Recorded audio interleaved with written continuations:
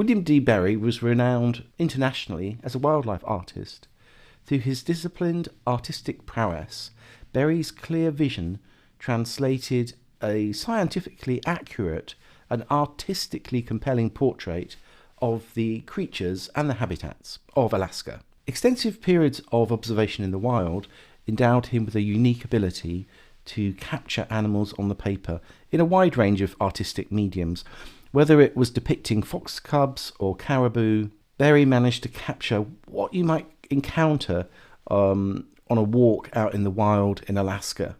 Each animal meticulously rendered with its distinctive character, which shows a reverence for the individuality of the animal and also capturing the specific species characteristics.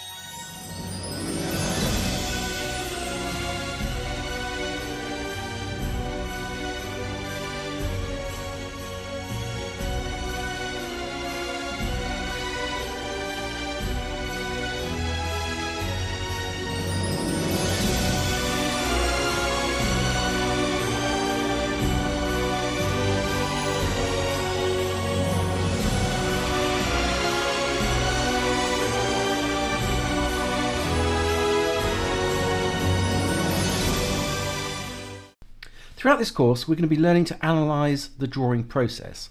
Our goal in this lesson is to learn how to accurately depict motion. Let's start by drawing the scapula, which has a spine down the middle, which is for muscle attachments. Connected to the scapula is the humerus bone, which angles upwards. Sometimes you can see the head of the humerus at the front of the body, and then you have the two pectorals between them. Let's extend those lines downwards to complete the leg's form by including the fused radius and ulna. Remember to include the olecranon. This acts as a lever. Then we move down further from there to the wrist joint, which is the carpals, which they create a bulge on the leg, and then move down to the longer metacarpal and the 3 little phalanges bone. Follow along with my movements as we practice together, paying attention to position these segments in either an uplifting motion where the leg is bent, or supported by the other straight leg, which is then supporting the weight of the animal. Try to feel the pose in your own legs and see if you can exaggerate to express the posture. This understanding through repetition helps build confidence. If needed, feel free to pause the video, practice again and again, and then resume at your own pace. By repeatedly drawing the front limb in these different positions, we become familiar with the variations in bone structure. This familiarity boosts our confidence, facilitating more expressive and creative drawings. As we advance, we can shift our focus to shading and colouring and surface textures, knowing that our foundational understanding of structure is secure. It's crucial to recognise that this seemingly basic practice enhances our skills, freeing us up creatively. This foundational knowledge allows us to concentrate on latter, more intricate aspects of drawing. Observe how the leg position changes from seated to galloping. Pay attention to the position of the hooves and how the little phalange bones allow for extra rotation. Repetition of these drawings is key to ingraining the knowledge of anatomy. The more we practice, the better we internalise the nuances of a reindeer's motion, allowing us to draw with greater freedom and accuracy, making the animal come alive on the paper. Focus on capturing the reindeer's movement rhythm first, and then build in the different body parts accordingly. Pay attention to the thin weight-bearing legs supported by the body and adapt their position accordingly. Remember, when one leg is bent, the other should be straight, maintaining balance. Understanding how reindeers distribute their weight in movement is crucial. These observations contribute to a realistic portrayal. Mastering these fundamentals allow us to confidently explore more advanced expressions. Practice diligently and observe keenly, and soon you'll find yourself capturing the essence of a reindeer's movement. Feel free to ask any questions, and don't forget to download the resource pack for additional guidance. Happy drawing!